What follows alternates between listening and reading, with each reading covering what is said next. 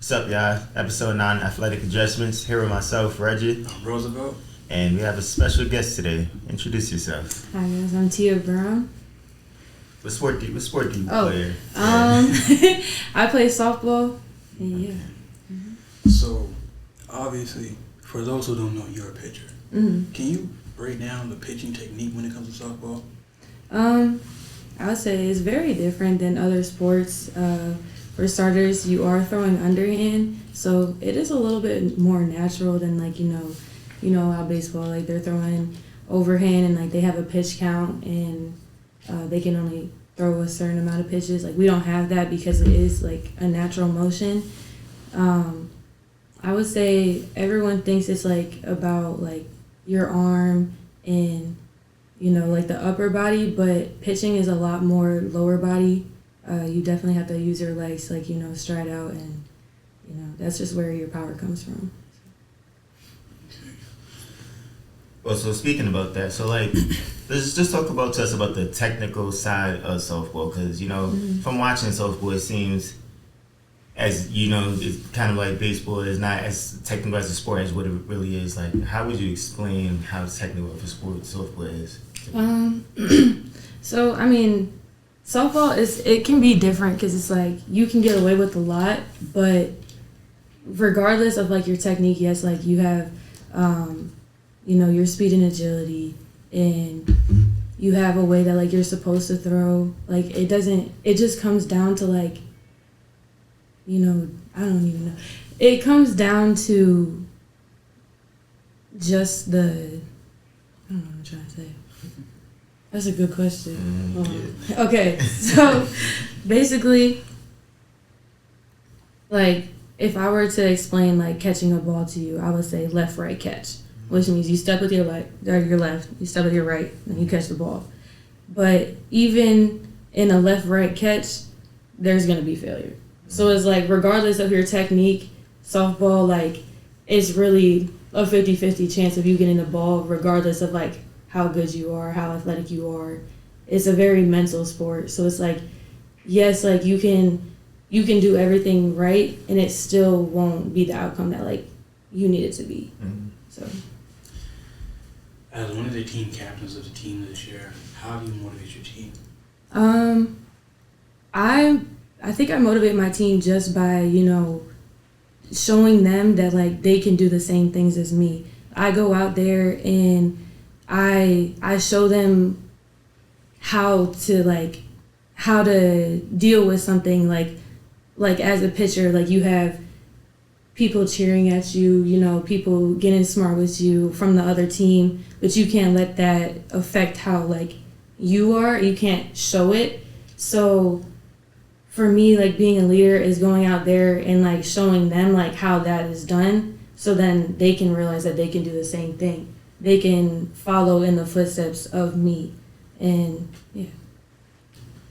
You kind of hinted towards being team captain and speaking about team chemistry. I also wanted to, because I was speaking to one of your teammates not too long ago about batting chemistry and the lineup of batting and how important that is. Can you just speak a little bit about how important that is, the specific lineups on who, bats after the next, and what makes y'all batting lineup to, help y'all be successful? Yeah. So I mean, I'm not gonna lie, we have a really good like hitting team. So I feel bad for my coach because it's hard to make a lineup with a lot of talent, because it's like you don't want to leave anyone out because they got talent too. So it definitely comes down to like who we're playing, what they're good at, what they're not good at. But I would just say like on a regular day, you have a job, and so the leadoff, like first through third, like their job is to get on base. 4, 5, 6, like you're trying to hit them in. So it's basically just like execution. So it's like not only like do you want to hit for yourself, go for 3 for 3 on a day, that's great, but you're also doing a job out there, and that's to move those runners around so they can score. So yeah. Last week, you and your teammates were undefeated in the CIAA tournament, 5-0. Can you break down like the experience? Yeah. Honestly, one of my favorite parts of the season is the CIAA roundup, and that's just because like the chemistry between not just us like as a team, but the whole CIAA softball. You know, the cheers, the competition. It's great. It's great to see, especially, you know, like softball is not really like it's very white, like prominently white, and so just like, you know, see people that look like me that also have that same passion is great, honestly. And then it's just like being in an atmosphere where they are competitive, and coming from like a competitive team myself, we knew that it was just business from there on. So we saw how the other teams played, and you know, we did our film, we knew strengths and weaknesses, and then we got out there and did what we had to do. Yeah. Hinting back towards the CIAA roundup, so comparing to like other tournaments you played in your past, what is your thoughts of the CIAA and the roundup, and how, not just the games but the tournament as a whole? I would say like there's honestly, out of all the tournaments that I've been to, the CIAA roundup just has the most like heart, the most passion. I mean, other than like, you know, other college sports and like college like World Series, which is D1. Yeah, that's just, I don't know, it's great to see. It makes you want to do better. So yeah. I remember we had a class like about 2 years ago together, and you said something that I found really astonishing. Do you still believe that in regards of punishment, softball added the most? Like, y'all do the most? I would say in the past we have definitely had like the worst punishments like compared to all the other teams. I will say my coach has chilled out, which, you know, love to see. But, you know, my coach, like, she came in my sophomore year, and she had a full team of people that she didn't know. She had a full team of people that like didn't have any discipline. So coming in, she had to set that standard and make sure that like she wasn't playing with us. Like, she knew like what we wanted in a coach. She knew what we wanted to do, and she knew that we wanted to win. So she set those standards and she stuck to them. So yeah, we was running hills, we was running sprints, we was running around the track, running triangles, any type of running. We did it, I promise you. And yeah, I mean, she set that discipline and it worked out in her favor. So what does a school and athlete life balance look for you, as far as, you know, you go to HBCUs, ton of Thursdays, ton of distractions, trying to eat the right food on, like, you know, Wednesdays. What does that balance look for you, and being a team leader, making sure, you know, a lot of your teammates aren't doing wrong things? Yeah. I would say, you know, I've never really struggled with like time management. Like, so that's just something that like my parents engraved in me. So I would say like I always have to take like a Saturday or Sunday, obviously like not in the season, to just be by myself and like regroup. So like that's like me cleaning my room, doing like a little face mask, like doing my nails, something like self-care to make sure that like I'm okay. And then like probably like Monday and Tuesday, those are the days where like I'll do all my homework for the week. And then you know, the rest of the days it's like just focusing on like softball, or making sure my teammates are good. Like if they need me, like I set aside a day for them to like, you know, I don't know, just if they need me, they need to talk, they need a ride to Walmart, I got you. So yeah. Correct me if I'm wrong, but you're from upstate New York, correct? Yeah. So, Shout out New York. so that softball lifestyle, has it always been a part of you, or you grew with it? It's always been a part of me. My sister played softball before me, and since I came out of the womb, I wanted to be my sister. Like, I always wanted to be like her. I cheered because of her. I played softball because of her. I wear the number 14 because of her. So, I didn't even want to pitch to begin with because my sister was a first baseman, and I was like, no, I want to play first. And she was like, Tia, you're not playing first. Like, you're gonna pitch. So, she definitely got me into like the aspect of pitching, and then I found my own love for it. And then, you know, my mom, like, she just put me in lessons, kept me in lessons, and then, yeah, it was just up from there. Okay, so taking a step away from softball for a minute, What does your daily life look like? What hobbies do you get into? Honestly, I like to sleep in, so I'll probably wake up at like 10 if I have nothing to do. I'll probably wake up at 10. I'll eat some breakfast. I'll go to the gym. I'll hang out with my friends. If it's nice out, I'll go for a little walk. I love being like outside. So yeah, nothing Right. crazy. So one more question. So pregame rituals. Is it a turn up type of mood, or is it a calm down, listen to soothing music? What's your vibe? I like to turn up. Yes, like play loud music. I want it all the way up. If I have my headphones on, they're all the way up. Like Just what? Like what you be listening to? Like who specifically? Anybody, honestly, like anybody that can get me turned up. Like my walk up song is "Killer" by Young Pappy. Like I feel like that could tell you, like who I listen to before, before a game. So, yeah. If you could say 5 words to describe yourself, what would those words be?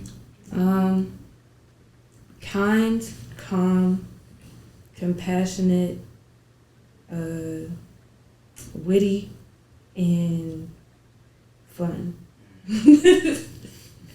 Why those words? Why did you pick those specifically to describe yourself? I would say like kind and compassionate, like they've just come from like the way I grew up. My mom has always like said those things. She was like, Tia, just never lose that in yourself. Like these are things that you have been since you were young, and just getting around other people, like things do change, but she was like, just never lose those about yourself, and I kept those close to my heart. Fun is just, I don't know, everybody likes to be fun. So, what else did I say? Compassionate, calm. Yeah, I don't really be doing too much. I don't really talk to many people, I will say, so I'm just a very calm person, but once you get to know me, I can be fun. Yeah. It was right in my head. I forgot. I got one more question. Speaking back to, because before the podcast we talked about graduation, and it's almost that time. So just looking back on your experience here at Lincoln, what do you feel like your legacy was in relations to softball, what you left behind, or what you still want to accomplish before it's all said and done? Yeah. Now, before I graduate, like one of my goals is to become like pitcher of the year. Like it has been since I was a freshman. So I think like I have a good, background, a good, just these past couple of days, I think I've proved myself, especially at the Roundup. Looking back like at Lincoln as a whole, it can definitely show you like what the real world is. You have to find you have to find your own help, if that makes sense. Like you have to do everything to make sure that like you stay above ground and just like balancing grades and softball. No one's gonna help you but yourself. So yeah. This is a question that we ask everyone who come on the podcast. If there was a sport on campus besides softball that you would play, what sport would that be? Ooh, that's a good one. But it can't be on campus already. It can be on campus. It can be? Yes. I would do track, but I would throw shot put because I did that in indoor, and I did the weighted throw. I threw the weighted throw like really far one time and got put in the first heat and then couldn't do it again. Terrible experience, but I loved it at the same time. But yeah, I would probably do like weighted throw and shot put. Yeah. So why did we never do it here at Lincoln? I was just focused on softball. I didn't realize that people actually play 2 sports in college until like I got here. So, but it just never was really a thought for me. But if you still want to take somebody, I'm here for you. So. Okay, another thing we ask a lot of people on this podcast is if you had to give a message to your younger self, well, go ahead, speak to her. I would say keep going. Don't let anyone tear you down, and stay confident. That's wonderful.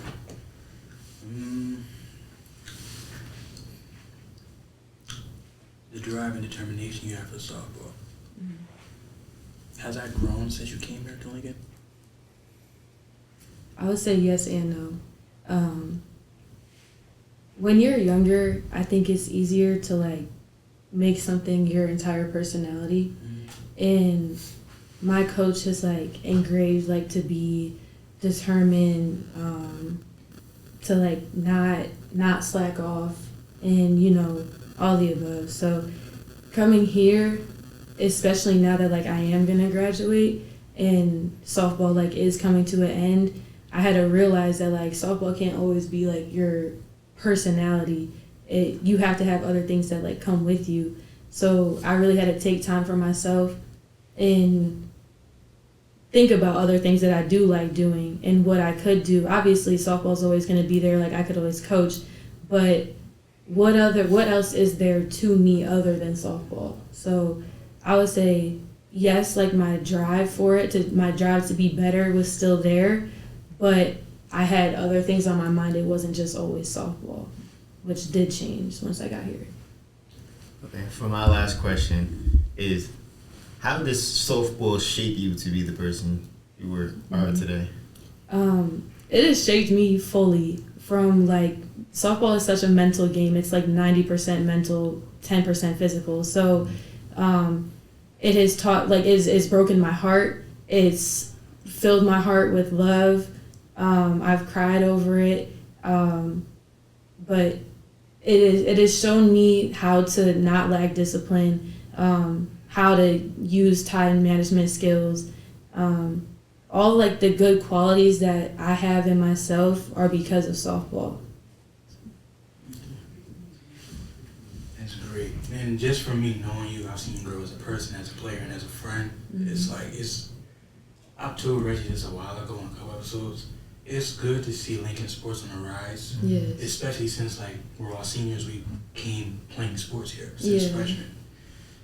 What would you say would be the biggest growth for Lincoln softball? I would say just the community. I think that's like one thing that once we got here, or like once I got here my freshman year, we didn't really have a community. There wasn't people that like wanted to go to our games. People didn't even know like Lincoln had a softball team. So, and I shout out to my coach because I think that was really all just her. Once sophomore year came around and like we knew it was business, she did a lot for us to like get us exposure and just to put us out there to know that like we're not here to play around, and like we want this. So yeah.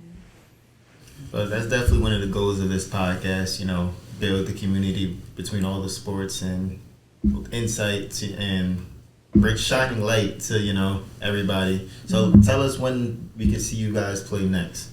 We have a game this Saturday and Sunday, 1 and 3 for both of them, against Virginia State and Virginia Union. Okay. We'll be looking forward to all you guys' support. Thank you for having. Yes. And it's episode 9. Episode Peace. 9. Peace.